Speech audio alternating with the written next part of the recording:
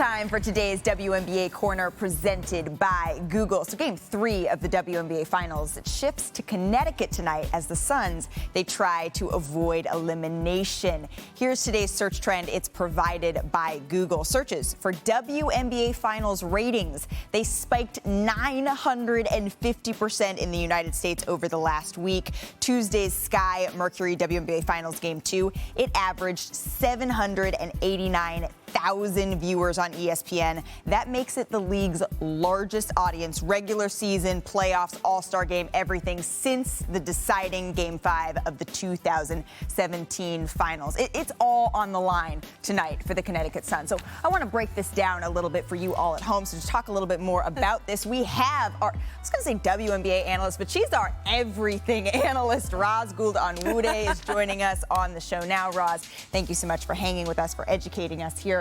The Las Vegas Aces, their Game 2 win. Afterwards, Coach Becky Hammon, she said the difference in the game was Kelsey Plum getting downhill. How was she able to do that here? Well, actually, let's take a look at the tape. Okay, I'll break it down for you. I'm on Kwaku. Let's see it. Kelsey Plum just kept attacking relentlessly, and the Sun and Courtney Williams were often reacting. They want more intention at the point of attack. Jonquel Jones is high, but she's not trapping, she's not hedging, she's also not getting back and helping. She kind of watches as Kelsey Plum drives to her strong left hand and gets to the cup. This time, Kelsey Plum's going to punish them for not seeing the ball and not playing help side defense. I know, that's a no-no. Yeah. And they're all sucked up high on the weak side. That's an open lane for Kelsey Plum to attack. Now, I still think there's another opportunity for Jonquel Jones to show Kelsey a crowd throughout the game. She's defending Kia Stokes, who's not a three-point threat.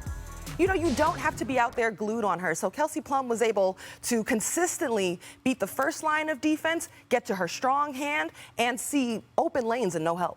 And Rich, I know that you have a soft spot for Kelsey Plum's game. No, I do, honestly. But what I love about her game is just when she was saying that Asia cussed her out and got her going. Like, and that's what sometimes those are the things that it takes. It takes your teammate to kind of fire you up and be like, yo, are you going to show up and do something? But Becky Hammon, I have been watching what Becky Hammon has been doing, watching her work the timeouts. One of the sounds that they put in about her talking about points in the paint. That, to me, it just, again, the WNBA got it right. I still feel like the NBA got it right, and she should be a head coach in this league. Let's talk about that a little bit, because Kelsey Plum getting the most of her throughout the season is just one of the notable, spectacular things that Becky Hammon has been able to do to get her team to these WNBA finals. What stands out to you, Roz, from her coaching?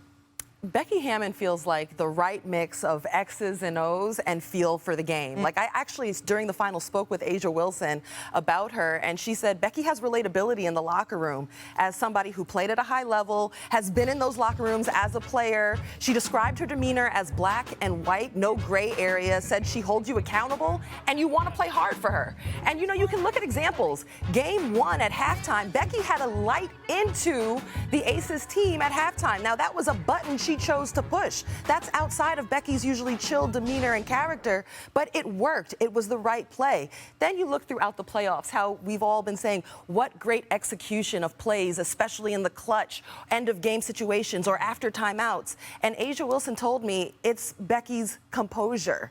It's the fact that she's calm, so they feel calm. And she said all of the players trust that Becky will put them in a good situation. Well, and that was one of the interesting things when Becky Hammon was introduced as the head coach of the Aces earlier this year. She said that one thing that appealed to her about the job is that the Aces saw her as a head coach right now, right away. So I do want to let you all listen to her answer when she was asked if anyone thinks that the NBA feels maybe a little bit silly for not hiring her.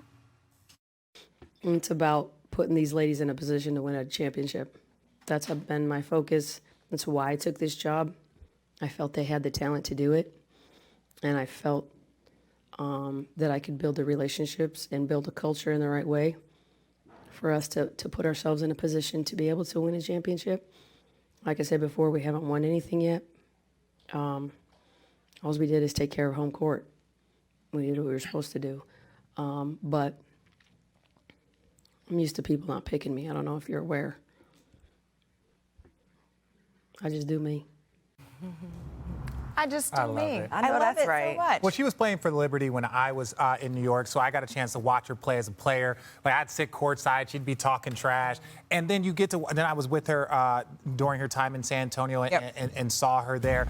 The thing that I like most about Becky is that she's won on every level, and then she started coaching with. When you look at the San Antonio coaching tree, if there was another San Antonio player that had the same coaching resume, won a summer league, the amount of all-star game, all of that stuff, if that was a male, they would be a head coach. So what does she do? She's like, all right, I'll coach summer league and win that. Then what am I going to do? I'm going to keep being an assistant coach under one of the great coaches in NBA history. Then in my first year, I'm going to go to the WNBA, and then I'm going to get coach of the year and potentially have a chance to win a championship. Coach up the MVP. Coach up the MVP. So when I look around this league, and I'm sitting here like, when you're like, who are we going to bring in? Who am I bringing? The only reason why Becky Hammon isn't a coach is not because of her qualifications, it's not because of her basketball IQ, it's because she is a female. And so there are still a ton of doors to break down. Well, I want to be very clear about one thing. It does not sound like Becky Hammon is sitting there thinking about the coulda, woulda, shoulda No, in the NBA. go get that ring, girl. I'm going to go do me, and I'm going to get a ring right here, right now.